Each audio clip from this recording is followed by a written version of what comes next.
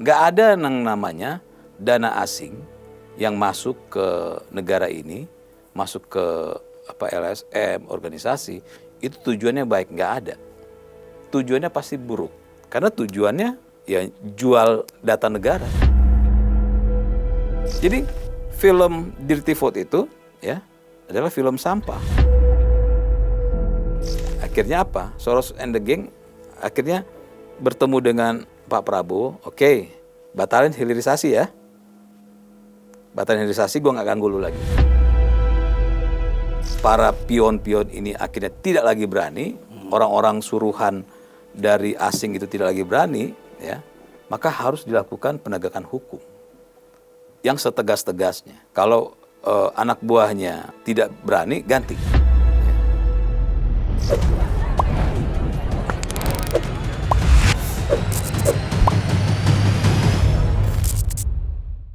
Ya pemirsa, balik lagi kita ke OTT. Ya, masih bersama Bang Teddy. Kalau di episode sebelumnya tonton video kita itu yang membahas tentang isu rumor samar-samar sebenarnya mengatakan Pak Prabowo itu akan tumbang sebelum 2029. Itu menarik, itu patut kalian tonton supaya tenanglah hidup di negara yang gemah ripahlo jinawi ini, kan ya Om? Ya. Dan hari ini masih seputar suasana atau situasi negara yang digambarkan genting ini. Ada yang bilang lagi proyek genteng lah segala macam. Tapi ada yang menarik ini Om. Kemarin Pak Prabowo bilang ada pengamat-pengamat, aktivis-aktivis yang tidak suka kalau negara ini maju atau tidak suka sama pemerintahnya. Gitu. Dan Prabowo akhirnya mungkin yang selama ini dia tahan-tahan, dia gendek juga, akhirnya dia bilang jangan dikira saya tidak tahu. Kurang lebih bahasanya seperti itu ya. Ini form redaksi saya. Saya tahu siapa pendananya. Dan dia bilang saya kan ini ada intel juga. Saya presidennya sekarang. Ya. Artinya dia mau menegaskan bahwa semua instrumen negara itu dia kuasai, dia yang mengendalikan gitu maksudnya, ada di bawah kekuasaan dia dapat informasi intel. Lalu kemudian muncullah berita tentang ada sejumlah NGO di Indonesia yang memiliki relasi finansial lah, boleh dibilang gitu ya, dengan George Soros. Jadi George Soros itu diduga menggelontorkan miliaran rupiah untuk LSM tertentu, untuk NGO tertentu. Ada beberapa nama itu yang disebut, ada Kurawal, ada Selios, ada apalagi ada itulah. Nah, menurut Om, dengan situasi negara yang sebelumnya kita bahas ini ada kaitannya nggak Om dengan aliran dananya George Soros ini? Terima kasih ya Mas Vincent. Jadi begini nih, kalau sebelumnya kita diskusi internal bahwa ada para petinggi ya yang membuat keriuhan di negara ini ya karena lapaknya atau ladangnya diganggu. Tujuannya kan agar supaya menekan presiden, agar supaya presiden tidak mengganggu mereka. Ini para penjahat lah ya yang memang tidak ingin apa yang mereka lakukan selama ini, kejahatan yang mereka lakukan selama ini, bisnis-bisnis yang mereka lakukan dengan tidak benar selama ini itu tetap berjalan. Yeah. Ya, di mana Presiden Prabowo pemerintahan saat ini nggak peduli gitu kan, mau siapapun dihantam gitu, selama itu melanggar aturan di negara ini. Nah, selanjutnya adalah saya itu bahkan pernah membuat buku, ya, judulnya Seandainya Saya Jadi Seorang Presiden, Ketua Umum dan Rakyat.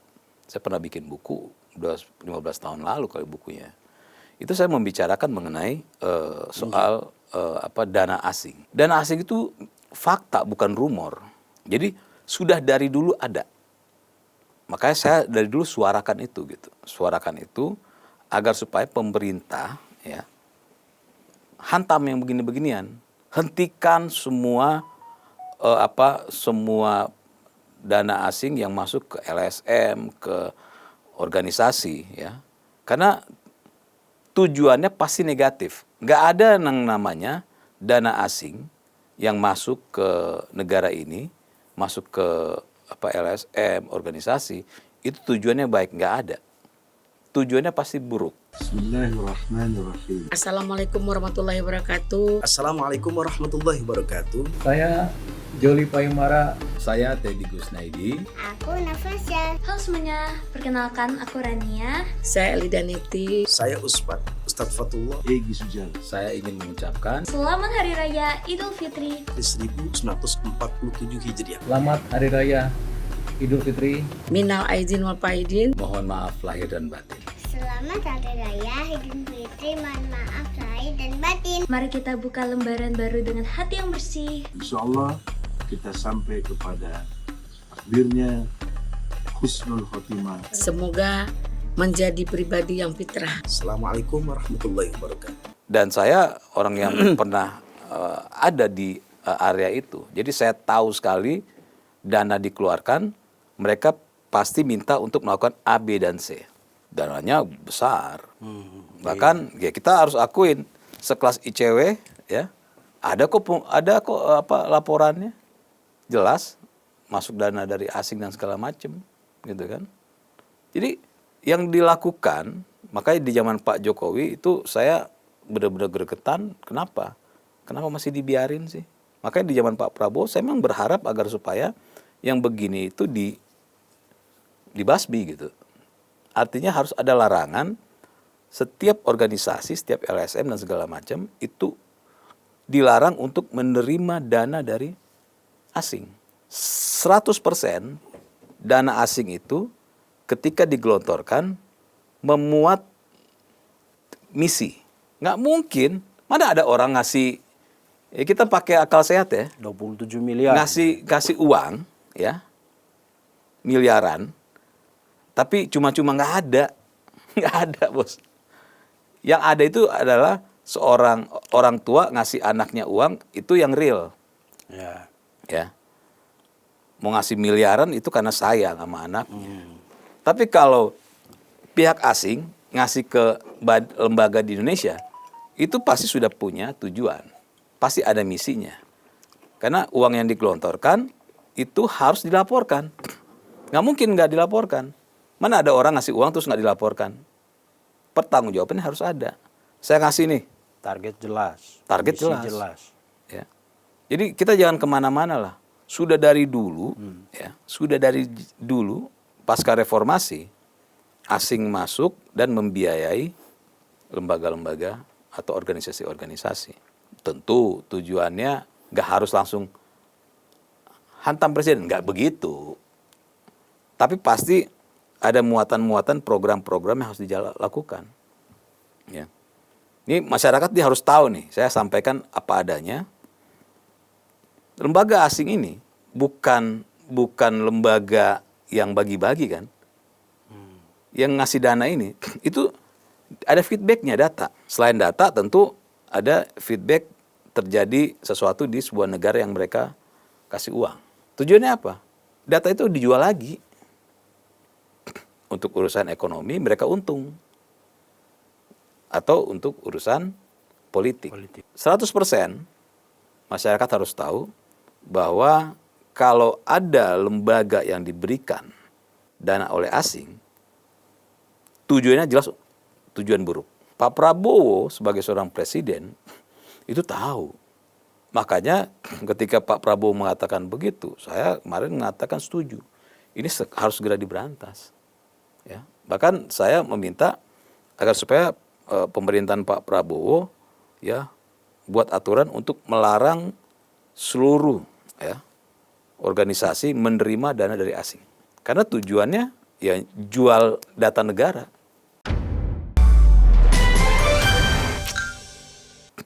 Jual data negara, terus program-programnya efeknya negatif bagi bangsa dan negara ini. Saya sangat berharap agar supaya semua itu ditertibkan. Ya. Dan Pak Prabowo sebagai presiden sudah tahu. Tinggal sekarang bagaimana Pak Prabowo langkah selanjutnya. Ya. Misalnya Pak Prabowo bilang pengamat-pengamat itu. Pengamat-pengamat itu kan kerjaannya dia. Nafkahnya dia dari situ. Cari nafkahnya dari situ. Kerjanya ya sebagai pengamat. Dia harus membuat pengamatan yang tentu pengamatannya itu harus sesuai dengan lembaganya. Oke. Iya dong. Tapi kalau kita lihat kan, misalnya yang saya tahu tuh ada Selios atau Selos itu ya. Dia termasuk salah satu lembaga yang ikut terlibat dalam pembuatan film dokumenter Dirty Vote apa yang ramai sekali di tahun 2024 ya. 24. Film tentang Dirty Vote, tentang bagaimana kasarnya pemilu kita kalau tidak salah itu ya. Iya. Tapi kan masyarakat kita melihat bahwa itu, oh ini pisau kritis ini. Ya kan, karena waktu itu ada isu, oh pemilu kita ini banyak duitnya, ada parcok, ada segala macam gitu. Nah, gimana kita bisa membeda kepentingan apa yang ditaruh di situ, ya kan? Film itu, jadi kan gini, orang bikin film itu tentu punya tujuan kan? Ya. Tujuannya apa? Tujuannya ya waktu pemilu, tentu tujuannya agar supaya Pak Prabowo nggak menang.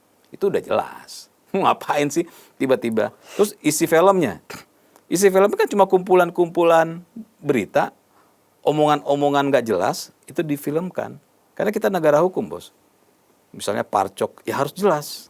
Ada nggak buktinya? Ada nggak proses hukumnya?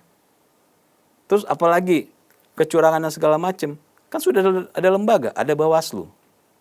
Ya, Bawaslu main apa enggak? Enggak, ternyata mereka tidak bisa buktikan. Ke MK. MK jelas, mahkamah kalkulator kalau di soal pemilu. Mana kalian buktikan, ada nggak penggelembungan di TPS mana? Kalau nggak ada, cuma narasi opini, omon-omon, nggak ada. Jadi film Dirty Vote itu ya adalah film sampah. Kenapa saya mengatakan film sampah? Dari dulu saya katakan film sampah. Karena nggak ada sesuatu yang real, yang benar. Ya tujuannya cuma untuk mendegradasi agar supaya Prabowo kalah. Ini kan film pesanan kan semua kan. Terus apa? Apa tujuannya asing untuk itu? Iya. Membiayai itu. George Soros lagi misalnya. Apa tujuannya? Apa kepentingannya? Pasti ada kepentingan George Soros kan? Iya dong, kepentingan ekonomi. Di mana kita harus tahu sama-sama ketika Pak Jokowi ya, sebelum Pak Jokowi, ini masyarakat harus tahu nih. Harus lihat di belakang. Sebelum Pak Jokowi menyampaikan akan menyelamatkan semua kekayaan bangsa dikelola oleh bangsa sendiri, ya. Ya, program hilirisasi. Ya, hilirisasi. Pak Jokowi diganggu nggak? Enggak. Ada nggak yang ganggu Pak Jokowi, maki-maki sedahsyat itu? Nggak ada. Ketika Pak Jokowi bicara hilirisasi, dan bukan hanya bicara, melakukan, langsung saat itu Pak Jokowi dihantam. Muncullah ya influencer, buzzer, tokoh-tokoh yang hantam Pak Jokowi. Soal hilirisasi. Hilirisasi. Padahal itu yang kita rindukan selama ini. Itu perintah Undang-Undang Dasar 45. Ya. Ya. Ketika menjalankan hilirisasi, siapa yang dirugikan? Bangsa asing. Ya, yang selama yang ini biasa aja mereka ngambil bahan ya dengan harga murah, mereka produksi jual lagi ke sini lebih mahal. Ya. Kayak tukang pisang goreng. Iya kan? Nah. Beli pisang mentah, diolesin tepung dikit, jual lagi lebih mahal gitu. Nah, Pak Prabowo kenapa diganggu agar supaya dia tidak menang? Karena Pak Prabowo menyatakan beliau akan meneruskan hilirisasi. Pak Prabowo sudah mengutip konstitusi Undang-Undang Dasar 45 pasal 33.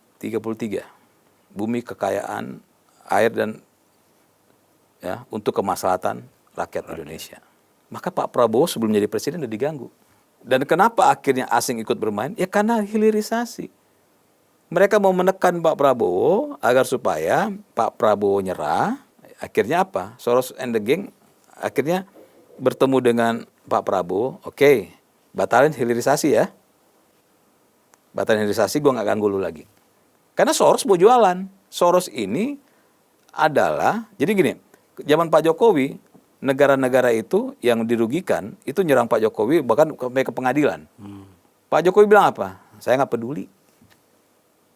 Ini kekayaan Indonesia. Soal nikel kalau salah itu ya? Iya. Bukan cuma nikel, banyak. Ya. Ya. Saya nggak peduli. Ini kekayaan kita akan kelola. Dan terbukti di zaman Pak Jokowi keuntungan kita puluhan kali lipat dari hilirisasi. Tapi yang diomongin selalu utang yang meningkat. Ya kan? Jadi, dan sampai hari ini hilirisasi berjalan. Jangan salah. Soros and the gang itu adalah maklar.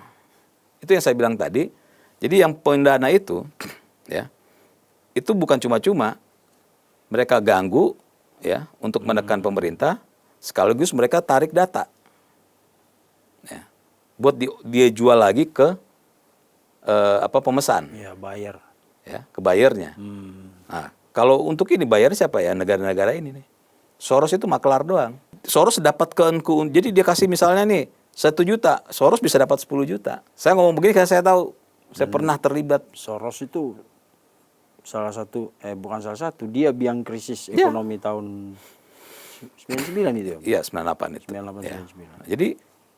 Jadi sama sebenarnya polanya dengan pemain lokal dan ada nggak pemain lokal yang marah dengan hilirisasi? Banyak. Ya. Mereka yang biasanya jadi penyambung, ya, mendapatkan keuntungan miliaran mungkin triliunan, akhirnya kehilangan kan. Nah, ini yang terjadi saat ini, ya. Ini yang terjadi saat ini urusan ekonomi. Mas Vincent, saya tanya. Ada sebuah negara, ya. Atau Mas Vincent deh. Kaya raya, triliunan uangnya. Yang mau dibenahi itu apa dulu? Pasti sekelilingnya kan. Ya. Keluarganya, lingkungannya, negaranya. Pertanyaannya di negara lembaga-lembaga asing yang ngasih duit sudah sejahtera? Enggak. Pengangguran banyak, ya. Kemiskinan banyak. Tapi kenapa mereka malah ngurusin Indonesia? Kan nggak masuk akal kan? Jadi tujuan mereka, ya, adalah ekonomi, ya. Dan mereka pergunakan orang-orang Indonesia ini, ya, sebagai pion-pion yang untuk merusak, ya, dan menekan pemerintah agar supaya pemerintah bergain dengan mereka, ya. Jadi nggak ada urusan nasionalisme, nggak ada, ya. Saya pastikan 100% yang teriak-teriak nasionalisme buat negara itu palsu semua, ya. Yang mereka suarakan itu adalah kepentingan asing. Pak Prabowo sudah tahu, Pak Jokowi sudah tahu. Makanya saya bilang, walaupun saya suka sama Pak Jokowi, saya zaman Pak Jokowi itu kritik Pak Jokowi kok. Yang pengamat-pengamat yang begini-begini ini harus proses hukum. Karena yang mereka sampaikan itu sesuatu narasi fitnah, yang mereka sampaikan itu mengadu domba. Undang-undangnya ada, pasalnya ada. Harusnya diproses hukum. Pak Jokowi saat itu tidak melakukan. Makanya saya sangat berharap Pak Prabowo melakukan itu, ya. Nanti dibilang Pak Prabowo harus menekankan bahwa ini harus dijalankan. Kalau anak buahnya nggak punya nyali, ganti, ya. Kalau Pak Prabowo nggak punya orang yang punya nyali, saya turun, Pak. Saya habisin semua itu, nggak ada masalah. Tapi nanti dibilang ini represif banget nih pemerintahan. Memang harus begitu. Gini, yang terjadi saat ini, ya, adalah orang melakukan kejahatan tapi berlindung di balik kata aktivis, di balik kata kebebasan berpendapat, di balik kata kebebasan berekspresi. Padahal, ya, saya selalu sampaikan, ingatkan, ini masyarakat harus tahu. Di Undang-Undang Dasar 45 itu kebebasan kita dibatasi. Makanya banyak, ya, aktivis-aktivisan ini nggak berani baca pasal yang itu. Mereka cuma suruhkan bahwa kebebasan berpendapat. Padahal ada pasal di Undang-Undang 45, kebebasan itu dibatasi. Kebebasan orang lain. Di aturan hukum pidana kita juga ada. Artinya, ini tinggal keberanian pemerintah, ya, aparat untuk menghantam atau memproses hukum orang-orang itu. Ketika mereka melemparkan sesuatu yang bertentangan dengan undang-undang, tangkap aja, proses hukum aja. Pak Prabowo harus cari orang pembantu yang punya nyali, ya, yang harus melakukan itu. Karena sangat mudah kok. Itu kan orang-orang itu kan bicara atas nama kebebasan kebebasan berpendapat, tapi mereka melanggar kebebasan orang lain. Gitu. Kalau orang lain ngomong dibilang buzzer, Ya. dibilang budak pemerintah. Ya, oke, nggak apa-apa. Itu saling serang nggak apa-apa. Tapi ketika sudah membuat narasi, ya, yang tidak benar, itu diproses. Karena gini, kalau itu tidak dilakukan, ya, maka akan semakin banyak orang-orang, ya, yang akhirnya menganggap, wah ini bisa nih, ini bisa jadi ladang saya nih, maki-maki pemerintah, fitnah pemerintah, bikin narasi adu domba, ya, ada duitnya semua bos, gitu kan? Kalau itu akhirnya dilakukan, apa yang terjadi? Nggak akan ada yang berani melakukannya. Harus ada shock terapinya. Kalau sudah begitu, pasti akan berkurang orang-orang yang bicara sembarangan. Dan ini bukan membredel kebebasan berpendapat, berekspresi. Ini adalah menjalankan aturan hukum di negara ini. Oke. Makanya saya selalu bilang gini, ya, dan ini pernah dikutip oleh jaksa. Ya, jaksa ngutip statement saya. Kalau setiap pelaku kejahatan, ya, ketika dia melakukan kejahatan, lalu menggunakan label aktivis, ya, maka semua koruptor, pelaku kejahatan di negara ini akan berbondong-bondong bikin LSM agar supaya dia mendapatkan label aktivis. Allahu Akbar, Allahu Akbar, Allahu Akbar. Assalamualaikum warahmatullahi wabarakatuh. Assalamualaikum warahmatullahi wabarakatuh. Penonton cumi-cumi dimanapun berada. Saya Inalim. Saya Dr. Haji Razman Arif Nasution, SAS AGMA PhD. Saya Arianto Sutadi. Saya Damai Hari Lubis. Saya C. Suhadi SA MA. Ingin mengucapkan selamat Hari Raya Idul Fitri 1447 Hijriah. Mohon maaf lahir dan batin. Mohon maaf lahir dan batin. Minal aidin wal faidin. Mohon maaf lahir dan batin. Mari kita buka lembaran baru dengan hati yang bersih. Mohon maaf lahir dan batin. Semoga pada hari yang fitri ini kita kembali fitrah, kita kembali suci. Wassalamualaikum warahmatullahi wabarakatuh. Karena kalau dengan label aktivis terus dia bisa bebas dari hukum, maka semua penjahat akan bikin LSM. Bikin LSM murah kok, cuma 3 orang. Kita bikin LSM bertiga doang, itu sudah bisa bikin LSM. Sudah dapat predikat aktivis. Ketika kita sudah dapat label aktivis terus kita tidak boleh dihukum, maka akan banyak ya para pelaku kejahatan membuat LSM terus seenak-enaknya bicara. Makanya Pak Prabowo ya harus segera melakukan tindakan seperti yang Pak Prabowo bilang. Beresin itu semua. Tertibkan. Mudah kok. Itu menertibkan mereka itu, negara menertibkan mereka itu sama seperti semudah menjentikan jari. Sangat mudah. Ya. Apa itu kelemahan mereka itu? Apa? Kenapa bisa semudah itu? Karena gini, faktanya di lapangan itu LSM ini kan termasuk salah satu stakeholder dalam sebuah negara gitu, yang sama-sama. Dan faktanya memang mereka banyak membangun masyarakat gitu. Misalnya pemberdayaan masyarakat miskin, masyarakat terpencil, orang-orang yang terpinggirkan, itu kan banyak mereka bergerak di situ. Karena ada undang-undang ormas, termasuk LSM dan segala macam. Itu fungsi dan tugasnya ada. Itu untuk mensupport program pemerintahan. Jadi kalau ada LSM ya atau ormas yang melakukan itu, artinya itu yang benar. Kita harus akui. Harusnya bersinergi dengan pemerintah. Ya karena kan mereka dapat biaya dari pemerintah juga. Oh, dalam hal finansial juga. Ada gitu. Oh, berarti yang menerima dari luar ini karena mereka nggak dikasih pemerintah atau gimana? Sesimpel itu kita. Iya. Bukan nggak dapat. Kalau ada ormas ya, kalau sudah resmi dari pemerintah dapat, bos. Ada dana. Makan 2 piring dong mereka. Nah itu yang saya bilang seharusnya dilarang, ya, dilarang mau ormas kayak mau OLSM mau apapun di negara ini untuk menerima dana dari asing. Karena contohin Aceh kan, saya kebetulan ikut terlibat ya di Aceh dan saya tahu negara punya uang, negara bisa kok. Ya. Hanya ada kendala-kendala ya di pelaksana di lapangan aja.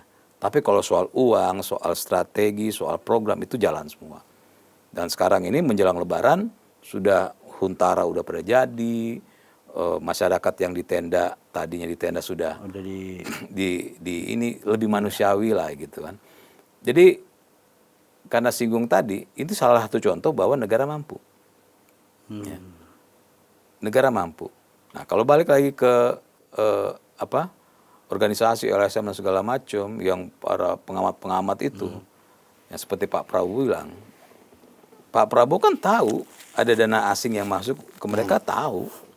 Wong presiden dia punya intel dan segala macam, dan nggak perlu jadi presiden, itu sudah terbuka kok. Kita bisa membaca tanda-tanda, ya. Dan laporannya ada. Dan laporannya ada. Nggak mungkin gini, orang ngasih duit, ya, miliaran, terus ngasih duit, udah diem, nggak ada bos. Pakai aja gitu, kayak kita sama teman, nih pakai aja dulu. Laporannya jelas ya. Saya tahu, saya pernah terlibat di sono, gitu kan. Jadi data itu dikasih, ya, uang itu dikasih. Selain uang dikasih, programnya dikasih juga. Lu lakuin ini dengan uang ini ya, gitu. Ini masyarakat harus tahu. Ketika asing ngasih uang, bukan hanya kasih cuma-cuma, programnya juga. Oh, jadi didikte itu. Lah iya. Tapi kan lucu, mereka selalu teriak kebebasan, mereka sendiri didikte gitu loh. Ya itu saya bilang. Jadi nggak ada manusia bebas seperti udah nggak ada. Ya. Jadi semua itu kepentingan bos. Ya. Lalu apa? Ketika mereka setelah dapat uang tidak menjalankan program itu, maka bantuan berhenti. Ya biasanya ada monef tuh, monitoring, evaluasi. Iya. Mana ini kan saya udah kasih nih $1 juta. Programnya ini. Laporan kalian nggak ada nih. Kita evaluasi lagi deh. Kita cari LSM yang lain lah. Yang mau menjalankan program kita. Gitu. Jadi ketika dana asing masuk, ya, ini masyarakat harus tahu nih. Maka wajib si penerima itu menjalankan program sesuai yang diinginkan oleh si pemberi uang. Makanya kan saya bilang ketika uang itu masuk, maka efeknya apa? Data kita masuk ke asing, kedua program asing itu harus dilakukan oleh yang si penerima uang ini. Mau demo kek, mau nuding ini kek, mau nuding itu kek, segala macam. Nah, tudingan-tudingan itu kan laporan juga. Jadi uang itu harus transparan, harus jelas ada buktinya, penggunaannya apa, outputnya gitu. jelas. Iya. Nah tapi persoalannya kan kalau mungkin misalnya LSM yang bergerak di pemberdayaan masyarakat, demokrasi, open society gitu kan, itu memang mereka sepertinya cenderung untuk walaupun bahasa mereka mencerdaskan masyarakat atau memberdayakan masyarakat, tapi karena ruang lingkupnya kayak di open society kan, masyarakat terbuka harus seperti yang sekarang terjadi gitu. Tapi kan banyak yang bergerak di pertanian, peternakan. Nah itu yang benar. Gitu, gini. Kita mudah kok melihat organisasi LSM yang memang bekerja sesuai dengan undang-undang. Mereka nggak mikirin itu. Dia LSM apa? Kan LSM kan ada judul-judulnya, kemiskinan, LSM ini, organisasi ini, kan ada judul-judulnya masing-masing, perburuan dan segala macam. Dia fokus ke situ aja. Tapi kalau udah menyeberang kemana-mana, itu udah patut diduga kuat bahwa mereka punya titipan. Semua itu titipan.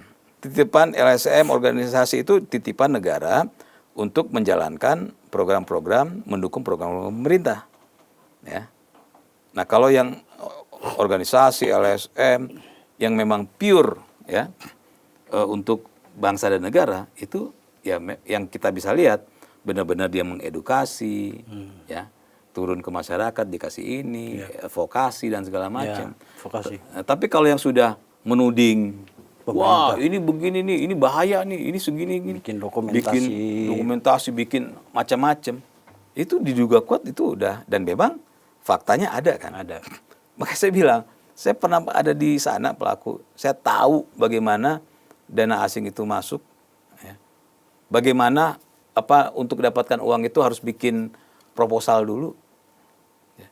Bikin proposal, dilihat di ACC, oh ini oke nih ya. Ini program gua ini ya, jalanin ya. Ya, ini duitnya.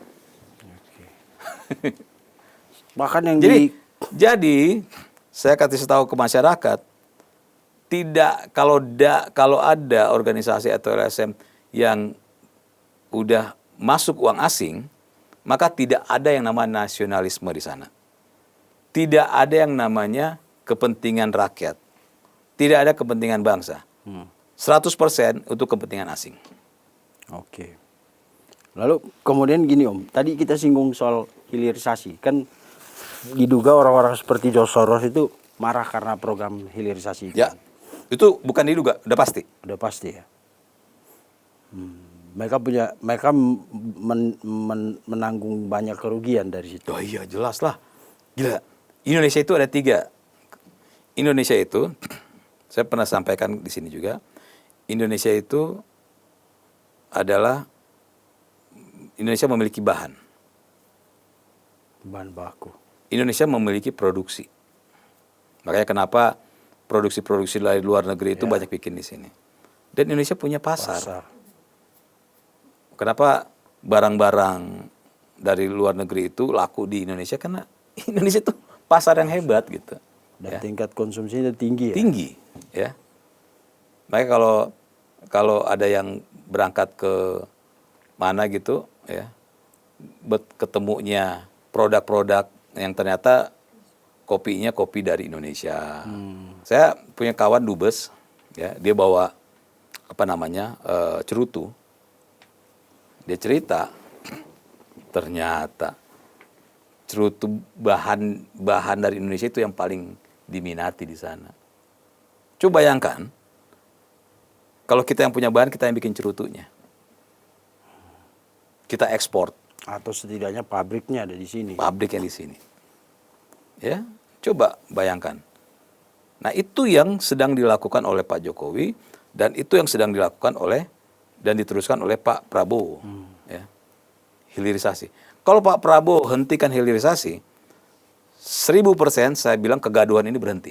Pak Prabowo misalnya tunduk ya pada George Soros dan kawan-kawan, hentikan hilirisasi, maka kegaduhan ini nggak akan ada. Boleh dibilang mereka itu antek George Soros.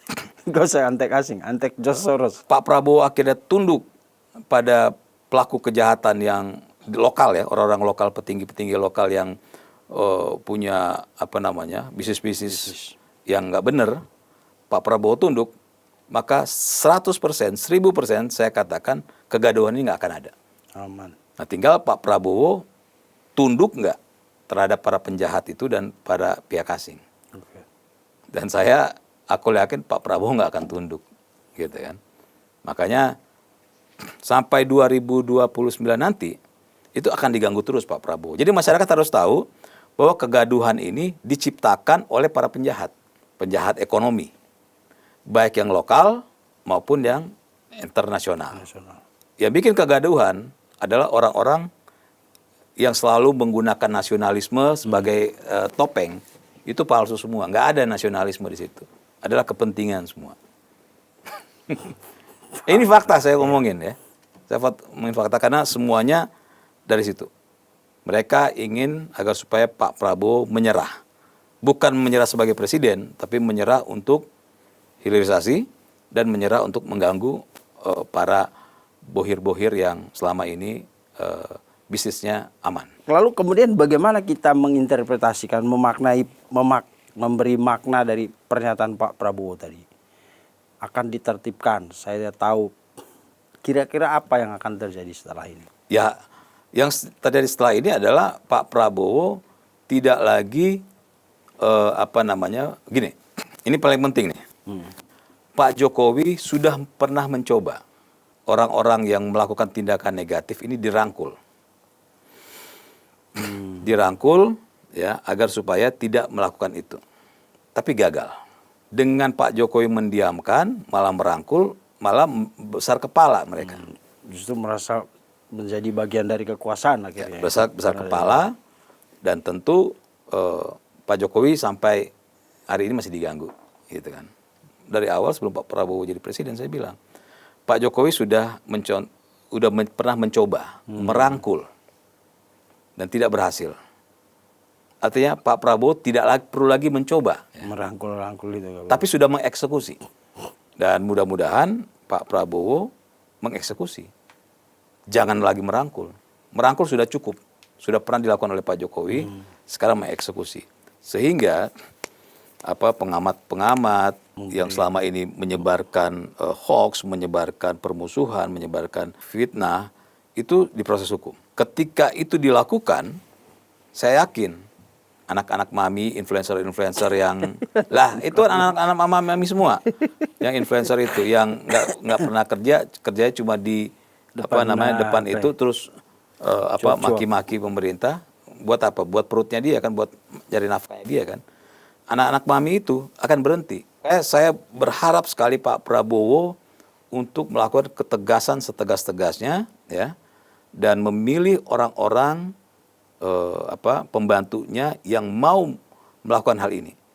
Pak Prabowo harus belajar dari Pak Jokowi ketika menghantam FPI dan Hizbut Tahrir. Ya. Pak Jokowi memiliki pembantu yang pengecut. Ya.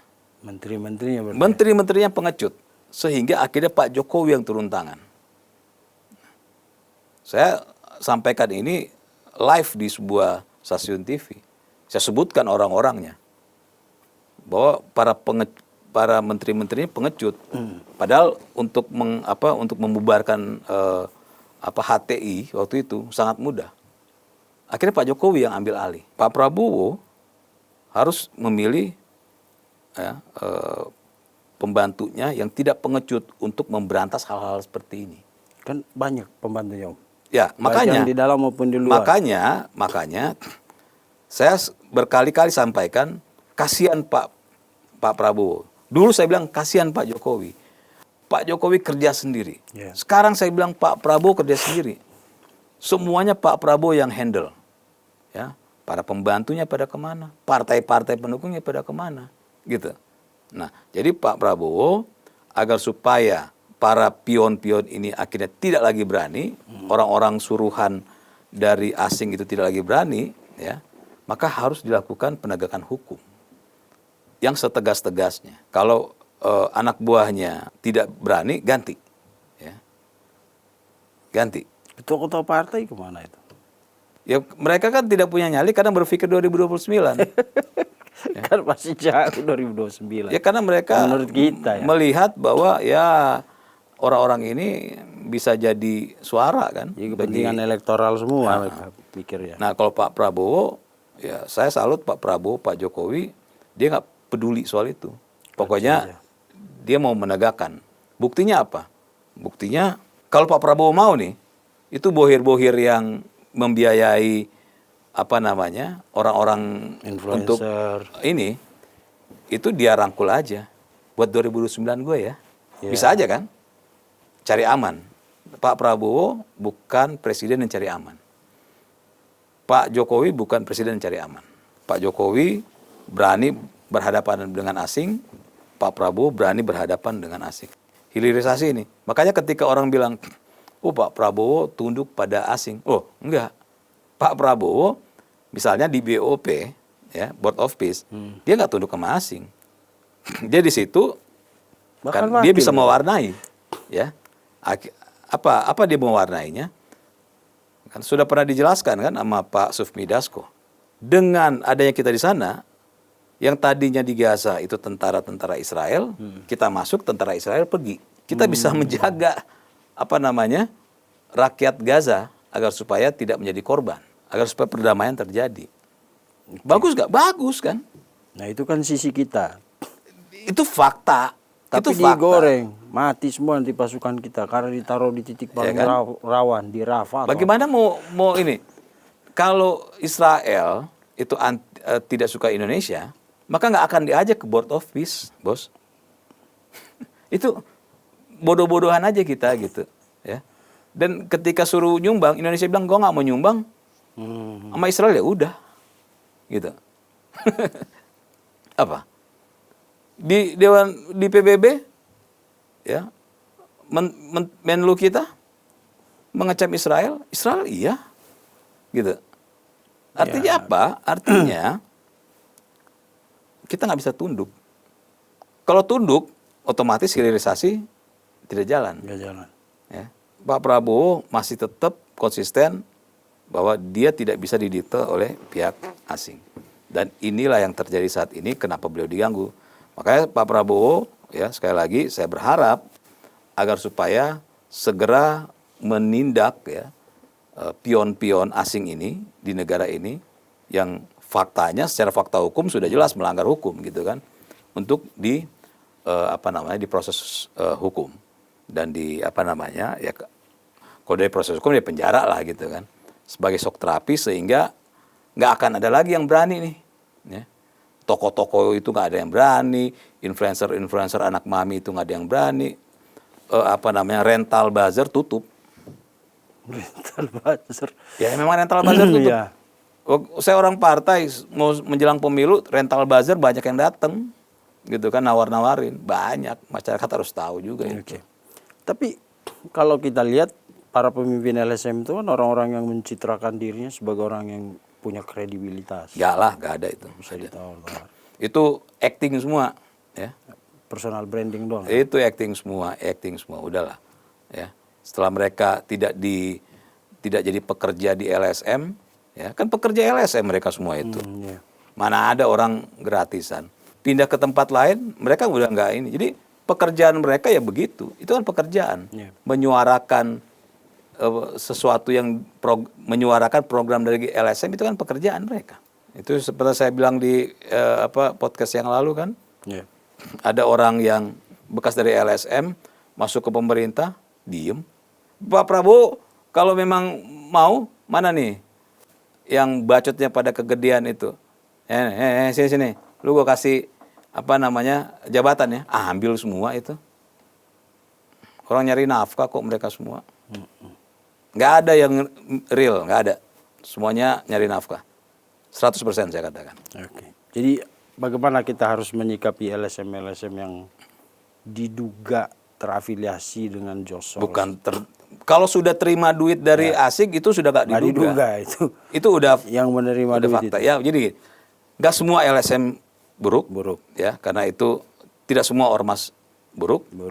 Yang LSM dan ormas buruk adalah yang menerima dana dari asing. Pasti kita pengen ekspresinya. Mengedepankan estetika. Jelas tadi mendengarkan. Ya, kalau sudah menerima dana dari asing, mereka harus menjalankan program dari asing atas uang yang masuk. Jelas tujuan yang tidak baik bagi negara ini. Walaupun dibungkus dengan program yang terlihat baik gitu. Jadi bantuan itu kayak kuda Troya juga ya, Om. Itu bukan bantuan. Pemberian itu. Itu bukan bantuan, ya. Kalau bantuan itu pemerintah ngasih bantuan kepada anak sekolah, gitu kan? Nggak ada minta ininya. Nggak ada. Kalau ini bukan bantuan, ini bayaran nih. Tugas. Nih, gue bayar lu segini, bikin program ini ya. Emang duit itu full buat program enggak kan? Pasti kan ada buat fee. Ya, buat gaji, operasional gitu kan. Jadi mudah kok melihatnya. Kalau ada LSM, ada organisasi yang dapat dana dari asing, sudah dapat dipastikan tujuannya buruk bagi negara ini. Fix ya. Apalagi dengar nama George Soros ya, Om. Dia kan orang yang pada tahun berapa itu yang menyebabkan krisis ekonomi global itu. Gila. Udahlah. Pokoknya mau George Soros kek, mau George Foreman kek, mau apapun ya. Kalau pokoknya mereka kasih dana. Kecuali George Rudy. Main film Indonesia dia.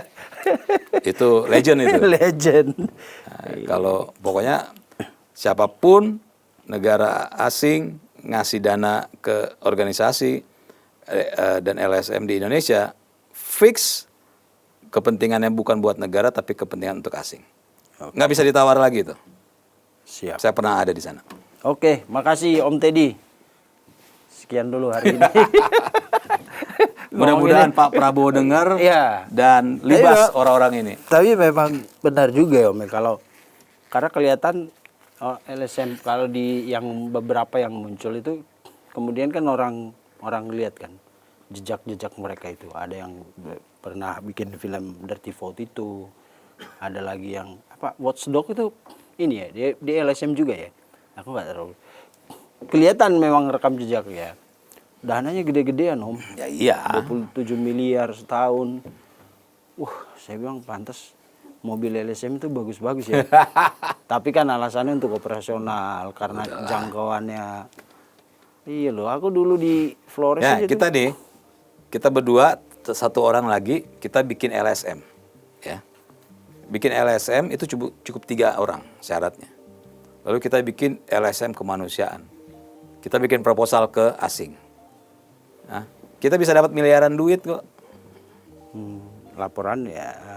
Ya kita bikin laporan. Kalau kita pengen dananya lebih banyak, kita harus berprestasi. Itu kan kerjaan. Artinya program mereka berhasil nggak di Indonesia? Kalau berhasil berarti LSM ini berhasil nih. Tambah lagi. Mau gitu, bikin yuk.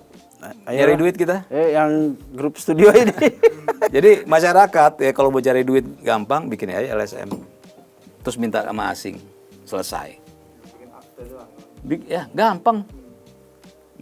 Oke, siap. Thank you Om. Pemirsa, sampai jumpa di episode selanjutnya.